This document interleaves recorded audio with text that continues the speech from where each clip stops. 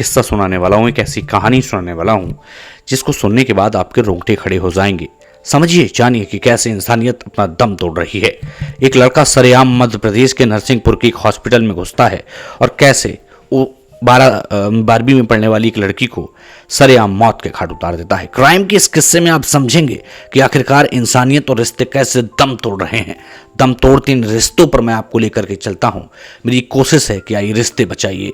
रिश्तों की जो कहानियां हैं वो इतनी दर्दनाक होती जा रही हैं कि आप सोचकर हैरान हो जाएंगे कि कैसे एक मध्य प्रदेश में एक लड़का अस्पताल में घुसता है और अस्पताल में घुसकर वो अपनी प्रेमिका, जिसको अपनी मानता था वो, जबकि ऐसा नहीं था, लड़की ने कई जगह से उसे ब्लॉक कर रखा है, ऐसा उस लड़के ने बाद में पकड़े जाने के बाद कहा, उसने सरेआम चाकू से उसे मौत के घाट उतारा।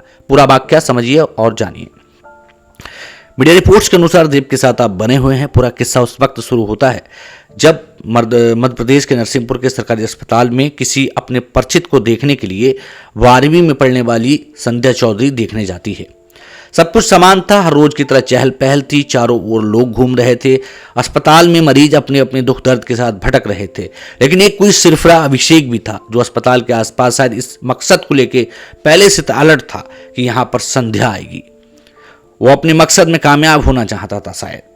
लेकिन हैरानी की बात तो ये है कि संध्या के साथ वो पहले आता है, बातचीत करता है, बहस बढ़ती है और वो बहस इतनी बढ़ जाती है कि वो संध्या को चांटा मार देता है।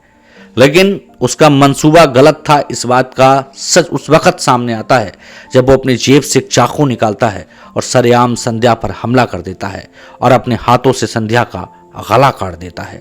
और वो एक बार अपने पर भी हमला करता है, अपने को भी मौत के घाट उतारने की कोशिश करता है, लेकिन इतनी भीड़ के बीच में वो अकेला इस घटना को अंजाम देके चला गया। ये सबसे बड़ी शर्मसार करने देने वाली बात है।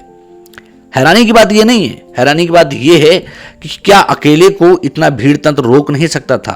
रोका जा सकता था, लेकिन लोग वीडियोस बनाने में मगन रहे। संध्या चौधरी की जो मौत है वो सिर्फ संध्या चौधरी की मौत नहीं, वो एक इंसानियत की मौत है। उस भीड़ के लिए सबक की तरह है कि आज का इंसान वीडियो तो बना सकता है लेकिन किसी की जान नहीं बचा सकता। बताया जाता है कि लगभग 2-2.5 साल से ये दोनों एक दूसरे को जानते थे।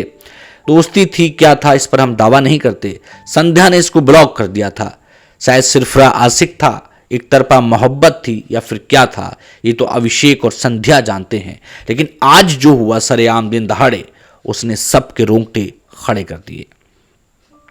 यहां पर एक विषय बनता है, इस पे आपकी बात करनी है मुझे। क्या संध्या चौधरी को बचाया जा सकता था? क्या संध्या चौधरी की जिंदगी को बचा सकते थे लोग? संध्या चौधरी को मारा क्यों गया? उसको लगता था संध्या उसके साथ बेवफाई कर रही है। इन सारी चीजों से आगे बढ़ते हुए एक विषय और भी है। यदि मान के चलिए संध्या चौधरी के साथ अभिषेक का रिश्ता ठीक नहीं चल रहा था, अभिषेक को जिंदगी में आगे बढ़ जाना चाहिए था। 20-22 साल का लड़का था, 18 साल की संध्या थी, जिंदगी के बहुत सारे पड़ाव इनको देखने थे।